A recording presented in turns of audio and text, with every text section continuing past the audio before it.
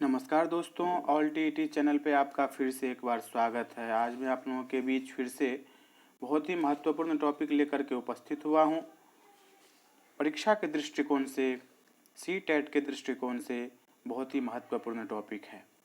इस टॉपिक का नाम है आपका भाषा और चिंतन।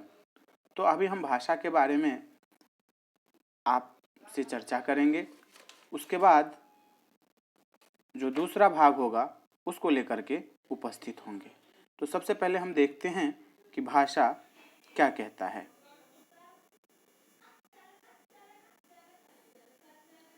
बाल विकास, भाषा और चिंतन। भाषा कह रहा है कि भाषा भावों को अभिव्यक्ति करने का एक माध्यम है।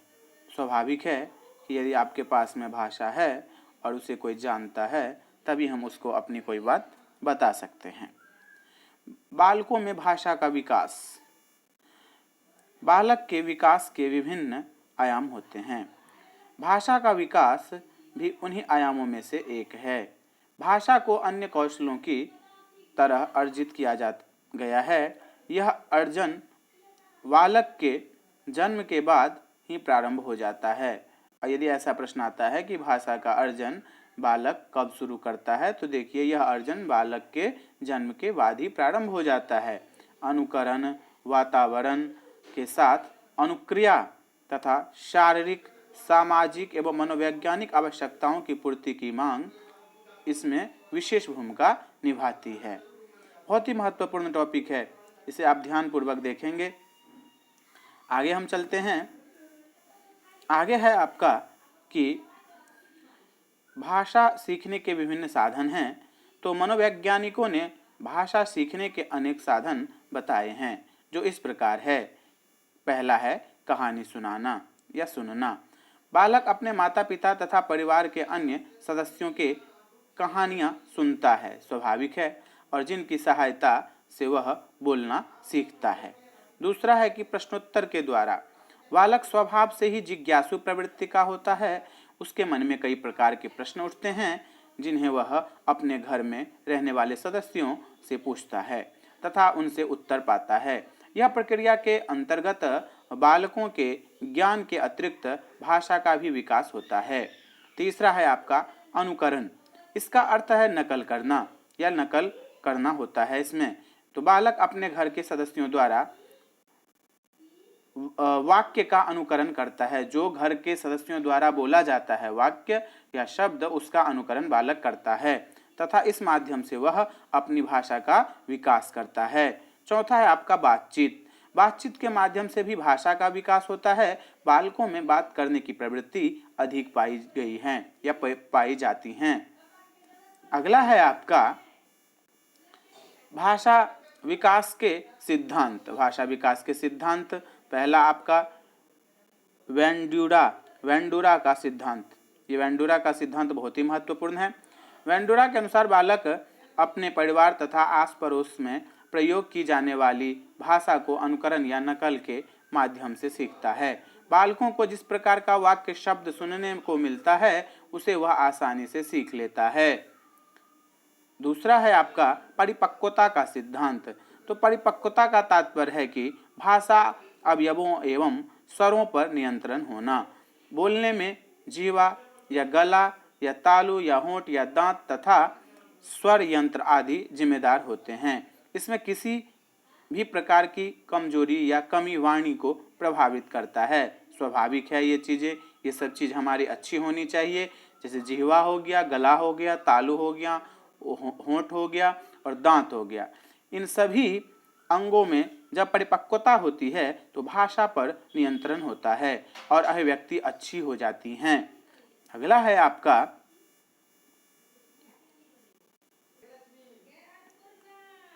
तीसरा है आपका यहाँ पर देखा जाए तो कई प्रकार हैं। तीसरा है आपका अनुबंध का सिद्धांत। इसमें क्या होता है कि भाषा विकास में अनुबंध या साहचर्य का बहुत ही योगदान होता है। शैशवावस्था में जब बच्चे शब्द सीखते हैं तो सीखना अमूर्त नहीं होता है, बल्कि किसी मूर्त वस्तु से जोड़कर उन्हें शब्दों की जानकारी दी जाती है। उसे वस्तु जब हम दिखाते हैं तभी उसको पता चलता है। इसी तरह से बच्चे विशिष्ट वस्तु या व्यक्ति से साहचर्य स्थापित करते हैं और अभ्यास हो जाने पर संबंध वस्तु या व्यक्ति की उपस्थिति पर संबंधित शब्द से संबोधित फिर करते हैं। अब इसमें एक प्रकार और है आपका, जिसका नाम है आपका भाषा विकास को प्रभावित करने वाले विभिन्न कारण या कारक। देखिए, पहला है इसमें स्वास्थ्य। जिस बच्चों का स्वास्थ्य जितना अच्छा होता है उसमें भाषा के विकास की गति उतनी ही तीव्र होती है। दूसरा है आपका बुद्धि। हरलॉक के अनुसार जिस बच्चों का बौद्धिक स्तर मतलब अच्छा होता है उनमें भाषा विकास अपेक्षाकृत कम बुद्धि वालों से अच्छा होता है। तीसरा है आपका सामाजिक आर्थिक स्थिति। बालकों की भाषा का विकास प्रत्यक्ष रूप से उनकी सामाजिक अंतरक्रिया, माता पिता के सहयोग या सहयोगियों, मित्र एवं उनके देखभाल करने वालों पर निर्भर करता है। बच्चे वही बोलते हैं जो सोचते एवं सुनते हैं। इस प्रकार से वे नए शब्दों का संग्रह करते हैं। बालकों का सामाजिक आर्थिक स्तर भी भाषा विकास को प्रभावित करता है। यही कारण है कि ग्रामीण क्षेत्र में पढ़ने वाले बालकों की शाब्दिक क्षमता शहरी या अन्य पब्लिक स्कूल में पढ़ने वाले बालकों से कम होती हैं। चौथा है आपका परिवार का आकार। छोटे परिवार में बालक की भाषा का विकास बड़े आकार के परिवार से अच्छा होता है, क्योंकि छोटे आकार के परिवार में माता पिता अपने बच्चे के प्रशिक्षण में उनसे बातचीत के जरिए अधिक ध्यान देते हैं। पांचवा है आपका द्विभाषावाद। यदि द्विभाषी परिवार है, उदाहरण के लिए यदि पिता हिंदी बोलने वाला और माँ शुद्ध अंग्रेजी बोलने वाली होती हैं, तो ऐसे में बच्चों का भाषा विकास प्रभावित होता है। वह दो भाषा बोलना सीख लेता है। छठा है आपका व्यक्तित्व। फुर्तीले, चुस्त एवं बहिर्मुखी स्वभाव वाले बच्चों का भाषा विकास अंतर्मुखी स्वभाव के बच्चों की अपेक्षा अधिक जल्दी और बेहतर होता है। उसी प्रकार से अगला है आपका भाषा में विकार। अब विकार के बारे में भी हम जान लेते हैं तो भाषा का जो टॉपिक है वो संपन्न हो जाएगा। कहने कि यदि बालक अपने स्वर यंत्रों पर नियंत्रण नहीं पाता तो उसमें भाषा दोष उत्पन्न हो जाता है। दूसरा, भाषा दोष से ग्रसित बालक समाज से कतराने लगते हैं। उनमें हीनता की भावना का विकास हो जाता है और वे सामान्यतः अंतर्मुखी स्वभाव के हो जाते हैं। उसके बाद है आपका भाषा दोष शैक्षिक विकास को भी प्रतिकूल रूप से प्रभावित करता है। मुख्यतः भाषा दोष निम्नलिखित प्रकार के होते हैं। देखिए, ध्वनि परिवर्तन, अस्पष्ट उच्चारण इसमें दिक्कत होता है। हकलाना मतलब तुतलाना और तीव्र अस्पष्ट वाणी, ये सब दोष उसमें आ जाता है।